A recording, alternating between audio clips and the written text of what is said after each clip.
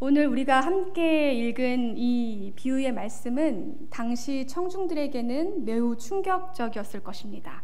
그러나 오늘날 우리에게는 그 당시처럼 그렇게 충격을 주지는 못하는 것 같습니다. 아무래도 이 비유의 말씀이 우리에게 매우 익숙하기 때문일지도 모릅니다.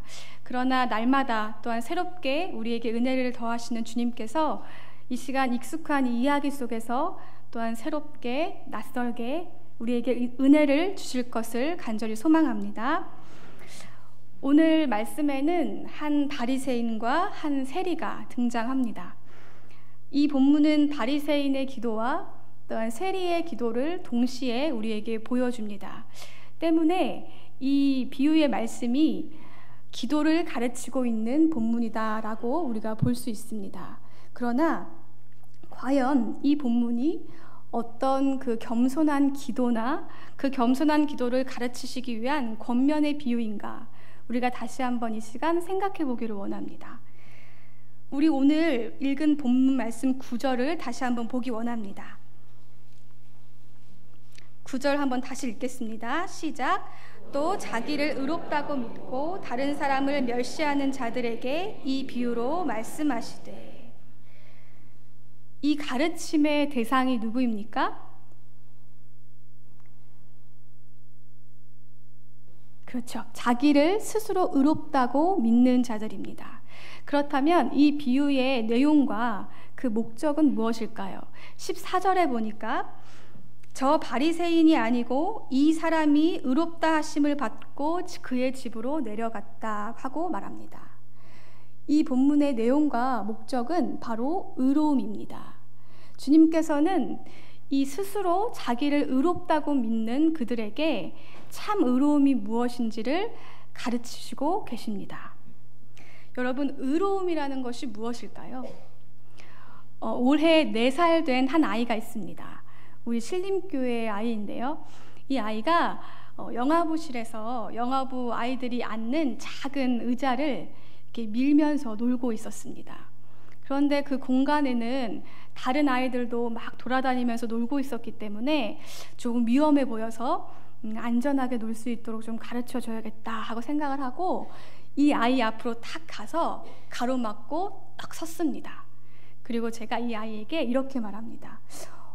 이렇게 사람이 앞에 있을 때는 어떻게 해야 될까? 그랬더니 이 아이가 어떻게 대답했을까요? 그 아이가 저한테 이렇게 말합니다. 그 사람이 나를 피해 가야죠. 이렇게 얘기하더라고요. 누군지는 제가 비밀로 하겠습니다. 정말 당황했어요. 그래서 아무 말도 할 수가 없었습니다.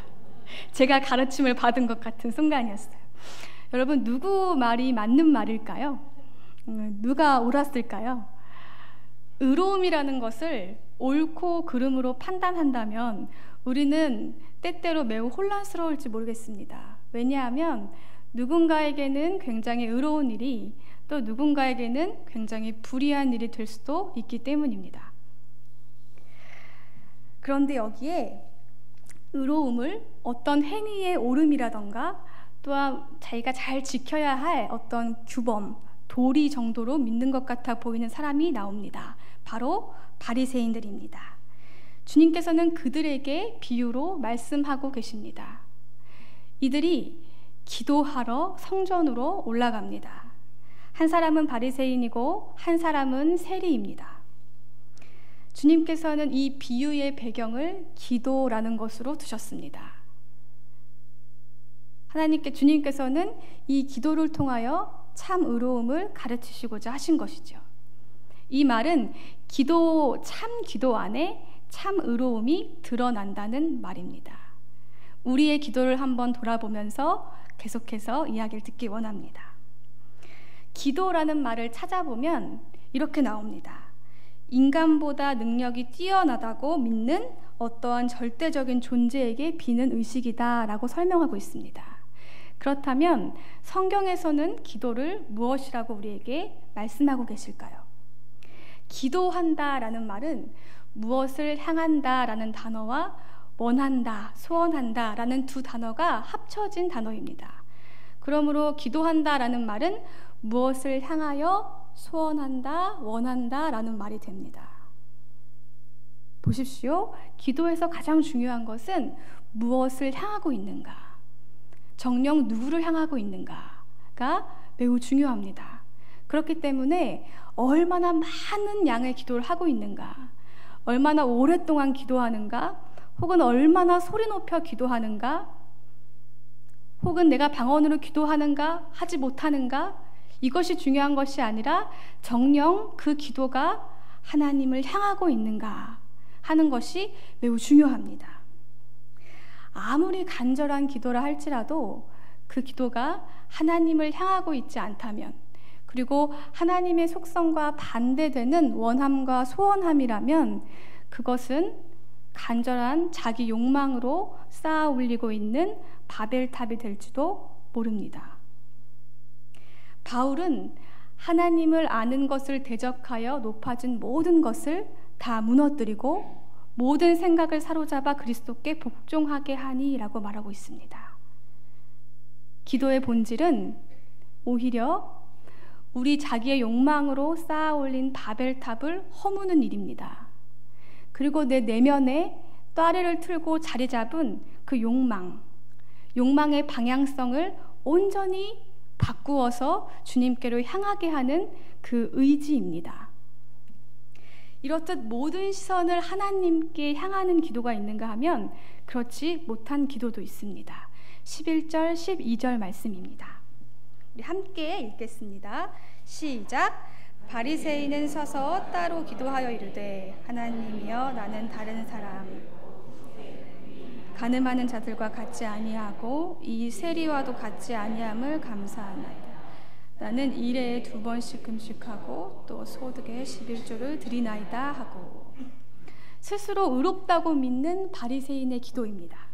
바리새인의 기도에서 주목할 것이 있습니다. 바로 그들이 따로 기도하였다는 점입니다.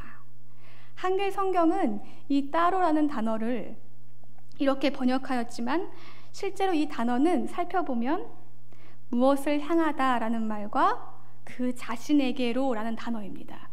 그렇기 때문에 따로 기도하였다라는 말은 그 자신에게로 향하여 기도하였다라는 말이 됩니다. 맞습니다. 바리새인은 하나님께로 향하여 기도하지 않았습니다.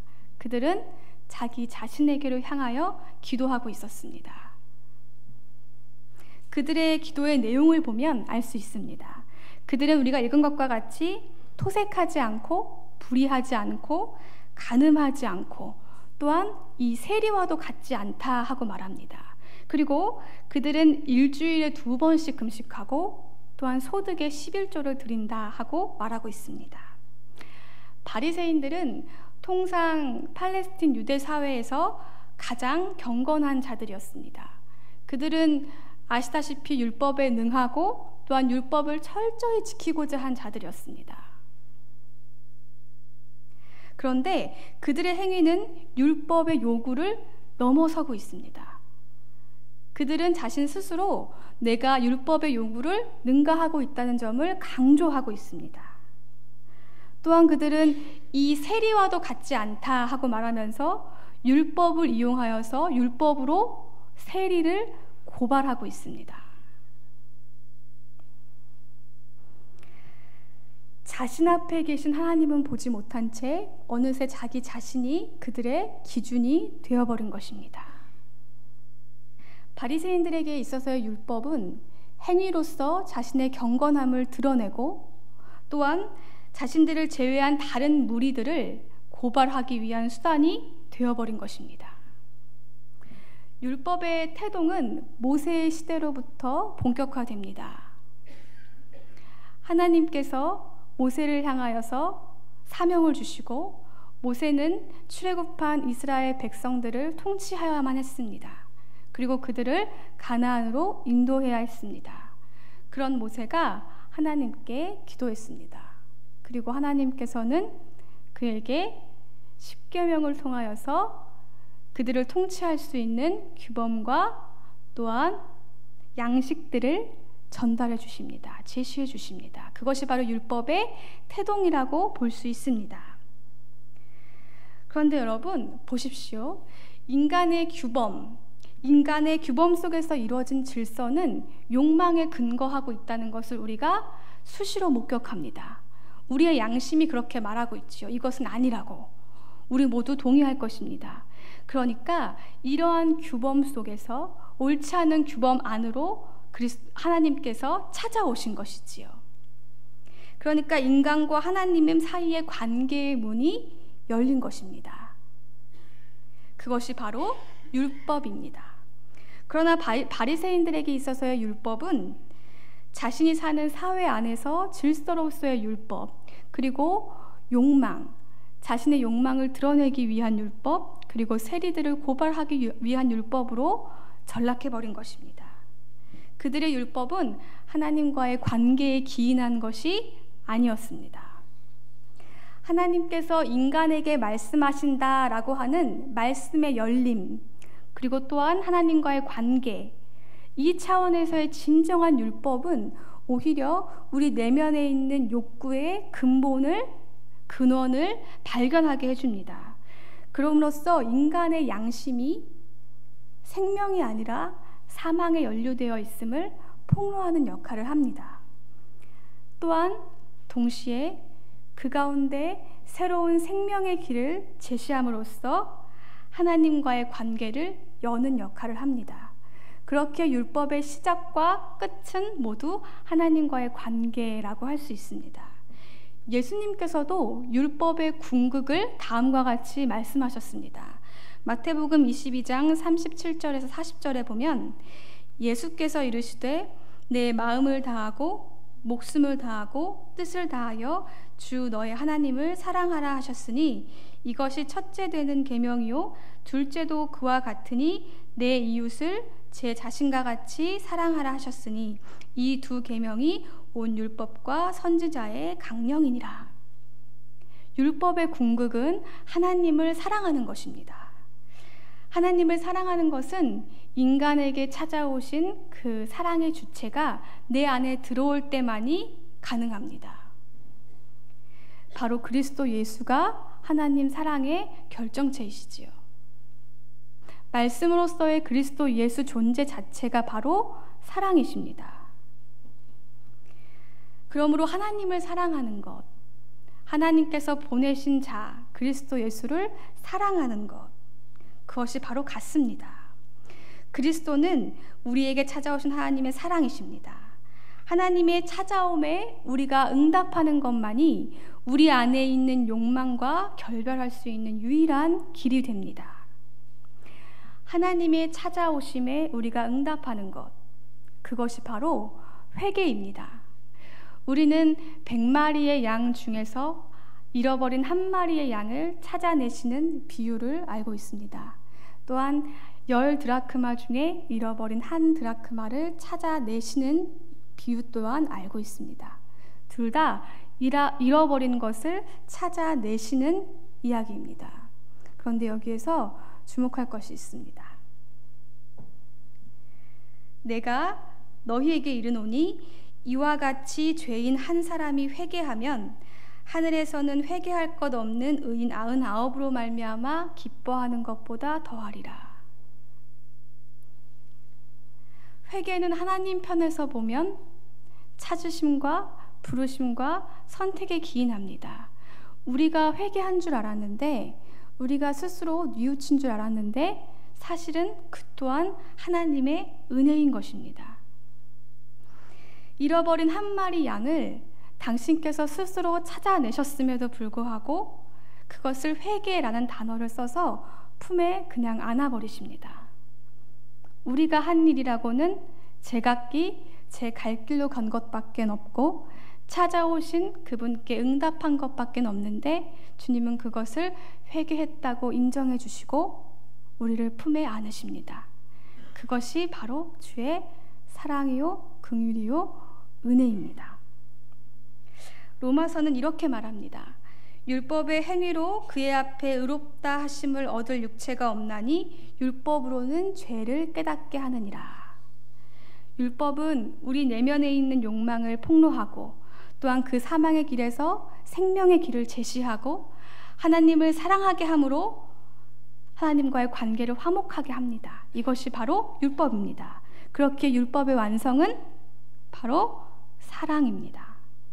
이 모든 과정이 회개이고 이 모든 과정은 오직 그리스도 예수만이 가능하게 하십니다. 다음은 세리의 기도입니다. 우리 13절인데요. 함께 읽겠습니다. 시작. 세리는 멀리 서서 감히 눈을 들어 하늘을 쳐다보지 못하고 다만 가슴을 치며 이르되 하나님이여 불쌍히 여기소서 나는 죄인이로소이다 하였느니라. 오늘 비유에 나온 세리의 기도는 바리새인의 기도와는 정반대입니다. 그는 멀리 서서 감히 눈을 들어 하늘을 쳐다보지도 못했고 가슴을 치며 기도하였습니다. 우리가 아이들에게 기도를 가르칠 때 얘들아 두 손 모으고 두 눈 꼭 감고 이렇게 가르치고 있습니다. 우리도 그렇게 기도하지요. 당시 사람들에게 있어서는 눈을 들어 하늘을 쳐다보고 두 손을 들어 기도하는 것은 매우 당연한 일이었습니다. 그들은 다 그렇게 기도하였습니다. 그러나 오늘 보니까 세리는 그렇게 하지 못했습니다. 그런데 원문을 살펴보면 그렇게 하지 않았을 뿐 아니라 그렇게 원하지도 않았다라고 합니다. 세리에게 눈을 들어서 하늘을 쳐다보지 못하고 눈을 들어 하늘을 쳐다보지 못하게 하는 사람은 아무도 없었습니다. 그러나 그는 그렇게 할 수가 없었습니다. 자신의 더러움과 비천함 앞에 그는 하늘을 쳐다볼 수조차 없었던 것입니다. 세리의 기도의 내용은 지극히 단순하고 회개에 초점이 모아져 있습니다. 불쌍히 여기소서라는 말은 화목하게 하소서, 화해하소서라는 말입니다. 같은 단어가 히브리서에서는 예수 그리스도께서 신실한 대제사장이 되셔서 백성의 죄를 속량한다라는 의미로 쓰인 것을 볼 때에 세리의 기도의 초점은 하나님과의 관계의 회복에 있음을, 관계의 화목에 있음을 우리가 볼 수 있습니다.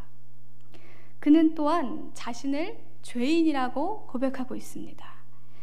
당시 세리들은 로마 정부 시책에 따라서 유대인들에게 세금을 수탈하는 일을 했습니다.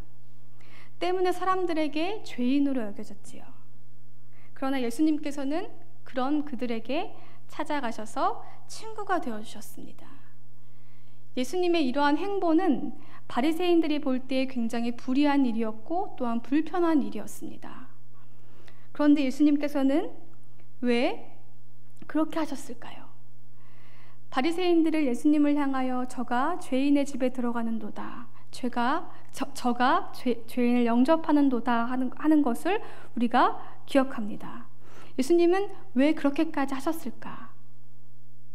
우리는 마태복음에 예수님께서 직접 하신 말씀을 기억합니다. 예수님께서는 자신을 의사라고 말씀하셨고 또한 죄인들을 향하여 병든 자들이라고 말씀하셨습니다. 병든 자들에게는 의사가 필요합니다. 병든 자들에게 의사는 꼭 필요한 존재이지요. 예수님께서 말씀하시는 죄의 본질은 어떠한 행위에 따르는 결과로서의 죄가 아닙니다. 오히려 도덕이나 윤리로서 선을 추구하는 것은 죄사함을 입는 과정에서 나타나는 자연스러운 것이지 그것이 죄의 본질 그 자체는 아닙니다. 죄는 하나님 생명 밖에서 하나님과의 관계에 단절된 상태, 그것이 바로 죄의 본질입니다. 그러므로 자신의 의로운 행위를 나열하면서 떳떳하게 기도했던 바리새인들과는 다르게 세리의 기도는 가슴을 치며 자복하며 죄인임을 고백하는 하나님의 긍휼을 구하는 모습인 것입니다. 우리 또한 마찬가지입니다. 어쩌면 우리는 사람들 앞에서 얼마든지 경건한 자가 될 수 있습니다. 안타깝게도 우리는 어떻게 하면 경건한 자처럼 보이는지 너무나 잘 알고 있기 때문입니다. 그러나 우리가 오롯이 하나님 앞에 섰을 때가 옵니다. 그때에는 우리가 얼마나 가짜 의인 노릇하였는가가 모두 드러나게 됩니다. 얼마나 그동안 참으로 교활하였고 추악하였고 교만하였고 신실하지 못하였는가. 행위를 따르며 가짜 의인 노릇하였는가.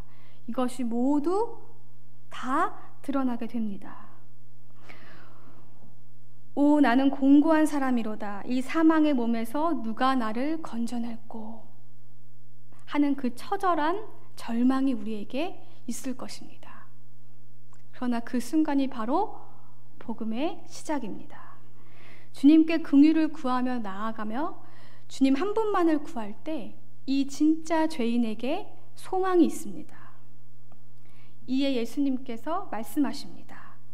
14절입니다.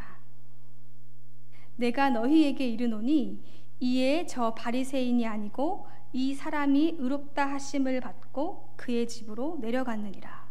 무릇 자기를 높이는 자는 낮아지고 자기를 낮추는 자는 높아지리라 하시니라. 사람 앞에서, 하나님 앞에서 스스로 옳다고, 스스로 의롭다고 말했던 바리새인이 아니라 진짜 죄인이었던, 또한 진짜 죄인이라고 고백하였던 세리가 의롭다 하심을 받았습니다. 로마서 말씀처럼 사람이 의롭다 하심을 얻는 것은 율법의 행위에 있지 않다 하고 하신 말씀이 증명된 순간입니다. 바울은 모든 사람이 죄를 범하였음에 하나님의 영광에 이르지 못하나 그리스도 예수 안에 있는 속량으로 하나님의 은혜로 값없이 의롭다 하심을 얻은 자가 된다라고 말하고 있습니다. 그렇습니다. 하나님의 의는 곧 예수 그리스도이십니다. 하나님과의 관계 가운데에 화목제물 대신 그 예수 그리스도 안에 참 의가 있습니다. 이제는 전에 멀리 있던 내가 그리스도 예수 안에서 그리스도의 피로 가까워졌느니라 하시는 에베소서 2장 13절 말씀처럼 세리는 화목해 되었습니다. 의롭다 하심을 받았습니다. 멀리 서서 하늘을 쳐다보지도 못하고 하나님이여 화목해 하소서라고 기도하였던 세리에게 하나님의 의가 나타났습니다. 하나님의 은혜로 의롭다 하심을 얻은 자가 되었습니다. 스스로 자기를 높이는 자가 아니라 낮아지고 낮추는 자가 높임을 받은 것입니다. 여러분, 이 시간 우리 세리의 기도를 기억하면서 우리의 모습을 한번 돌아보기를 원합니다. 우리는 진실로 무엇을 필요로 하고 있는가? 또한 무엇을 구하고 있는가? 목마른 사슴은 무엇을 찾을까요? 시냇물을 찾아 헤매입니다. 우리는 무엇을 찾고 있을까요? 진정 우리가 주님을 갈급하고 있는가? 주님의 은혜를 갈급해하고 있는가? 우리 그러기를 간절히 소망합니다. 우리 매일의 기도가 오직 주님만을 구하는 기도가 되기를 간절히 소망합니다. 우리의 모든 필요는 오직 주님 한 분뿐이십니다. 주님 안에 평안이 있고 주님 안에 위로가 있고 주님 안에 소망이 있고 주님 안에 참 자유가 있습니다. 여기 시 하나를 소개하고자 하는데요. 거룩한 춤이라는 시입니다. 거룩한 춤 홍순관. 고운 숨만 쉬어도 제 갈 길만 걸어도 우주의 거룩한 춤을 추는 것. 맑은 숨만 쉬어도 계절 따라 걸어도 세상의 거룩한 춤을 추는 것. 자연의 거룩한 춤을 추는 것. 여러분, 우리가 예수 그리스도 안에 거하여서 참 하나님과 참 화목하게 될 때에는 이제 그 행위를 따르는 가짜 의로움에 매이지 않게 됩니다. 오히려 진짜 죄인임을 깨닫는 그 은혜 안에서 참 자유한 거룩한 춤을 추게 됩니다. 예수 안에 거하는 삶, 그 삶은 고운 숨만 쉬어도 주님을 향한 거룩한 노래가 되고 계절 따라 걸어도 주님을 향한 거룩한 노래가 됩니다. 더 이상 그 어떤 선한 행위에 매이는 가짜 의인이 되지 않습니다.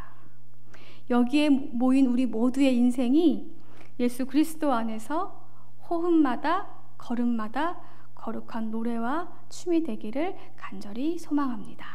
아멘. 기도하겠습니다.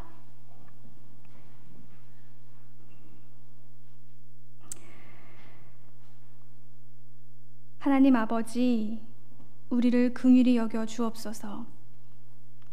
우리는 주님 없이는 참으로 비천하고 소망 없는 자임을 이 시간 고백합니다. 그럼에도 주님이 아니라 다른 우리의 필요를 찾아 수없이 고백하였던 지난날의 기도를 이 시간 주님 앞에 다 내려놓습니다. 주님, 가슴을 치며 주 앞에 긍휼을 구하는 저 세리의 기도처럼 이 시간 우리가 오직 주님 한 분만을 구하며 주님만 갈급하기를 간절히 소망합니다. 이 시간 하나님의 긍휼로 그리스도 예수 안에서 내 영혼이 주와 화목하게 되게 하시고 또한 더욱 주님께 가까이 가게 하옵소서.